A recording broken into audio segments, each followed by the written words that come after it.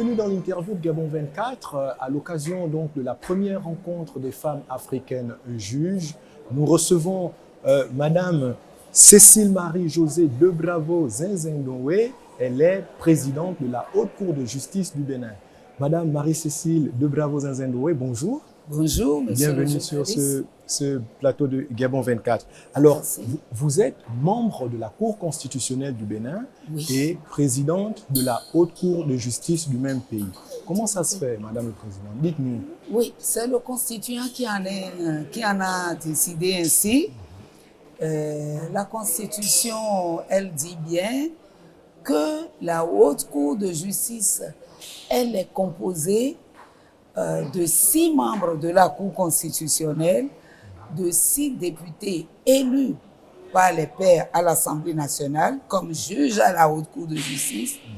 Et ensuite, le président s'ajoute, le président de la Cour suprême.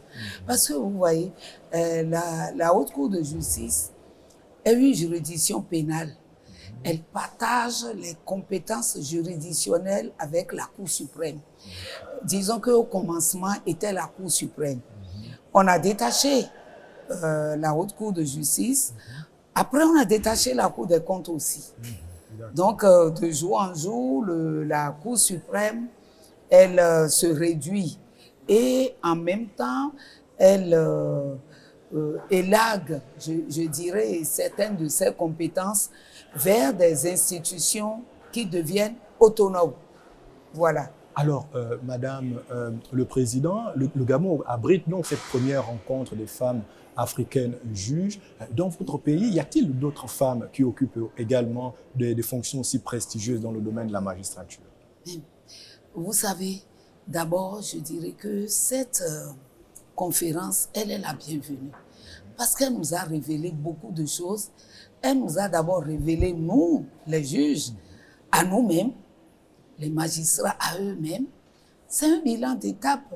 Ça a permis de voir dans chaque pays, en tout cas les pays qui y participent, les situations, elles sont diverses. Il y a des pays où j'ai entendu, et j'en étais très fière, où presque tous les postes sont occupés par des femmes. Bon, je ne me plains pas de ce qui se passe au Bénin.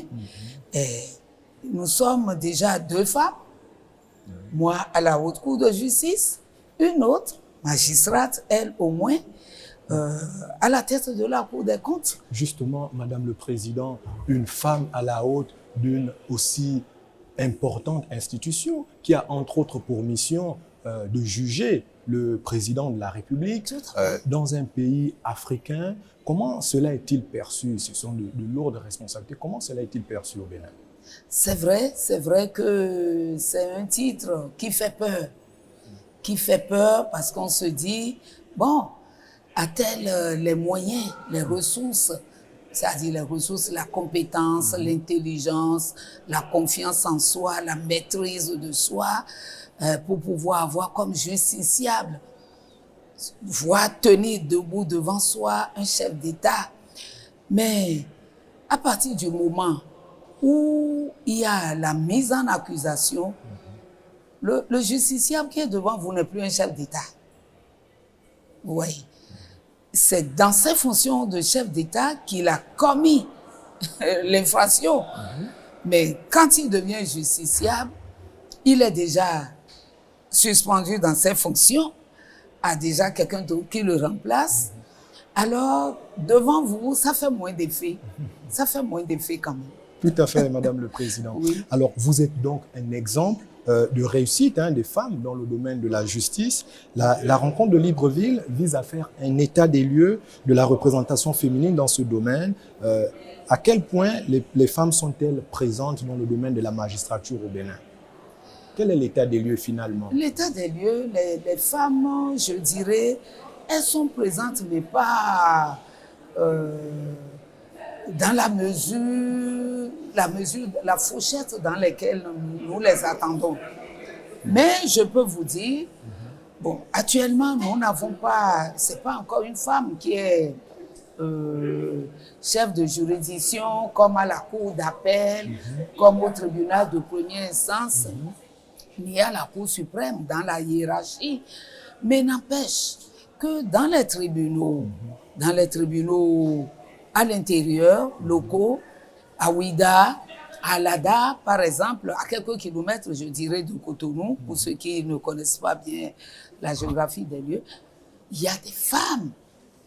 Mais ce que nous souhaitons ici, par rapport au bilan qui est fait, c'est qu'il y ait beaucoup plus de femmes visibles que, c'est-à-dire, quand nous prenons 100 magistrats, que nous ayons au moins entre 45 et 50%. Puisque nous parlons d'égalité, la Constitution elle-même, elle consacre l'égalité des sexes. Il faut que nous allions au-delà de l'égalité des sexes, mais l'égalité dans l'emploi, l'égalité dans l'accès à l'emploi. Donc, cette conférence aussi, elle nous permet quand même d'échanger quelques expériences, de comprendre comment certains pays s'y sont pris. Il n'y a pas de miracle. Il n'y a pas de miracle. Il reste à faire. Et à faire, il y a beaucoup d'obstacles à sauter. Justement, Madame le Président, l'initiative concourt justement à intéresser les jeunes filles, à s'intéresser de plus en plus au métier de magistrat. Comment le faire de façon pratique? Comment cela pourrait-il se faire? Non, cette conférence-ci, elle a un aspect au-delà de ce que nous réclamons, ce que nous revendiquons.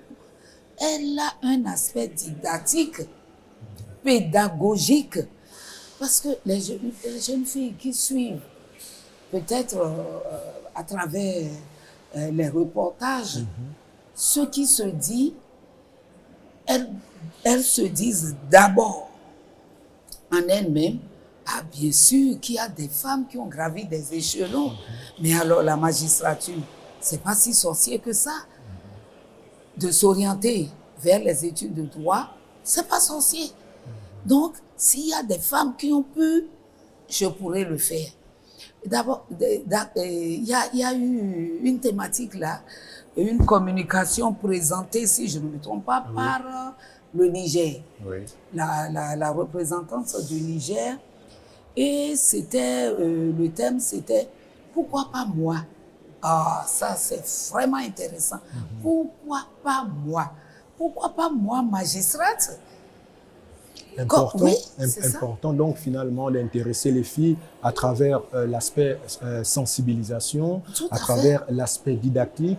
Mais Madame le Président, il y a quand même un reproche qui est fait à l'association ou aux associations parfois de certaines corporations qui peuvent parfois aussi s'apparenter donc à des milieux élitistes dans lesquels la plupart des personnes qui y prennent part vont d'abord essayer de promouvoir leur carrière, qui le considèrent comme des tremplins pour pouvoir accéder à certaines fonctions. Mais pour ces jeunes filles-là qui n'ont pas encore intégré donc finalement ce type d'association, que leur dites-vous aujourd'hui?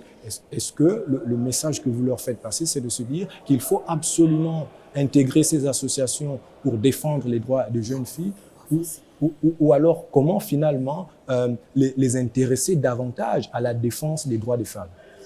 Non, je crois que la première chose, ce n'est pas de rechercher un mentorat. Non, c'est pas ça.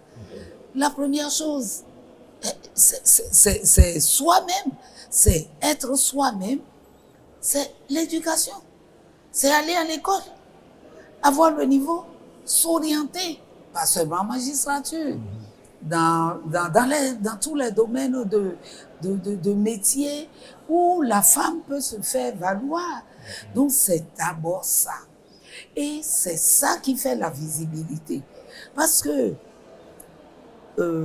moi, je dirais que je vous ai dit tantôt que je ne suis pas magistrate, mais je joue un rôle de juge.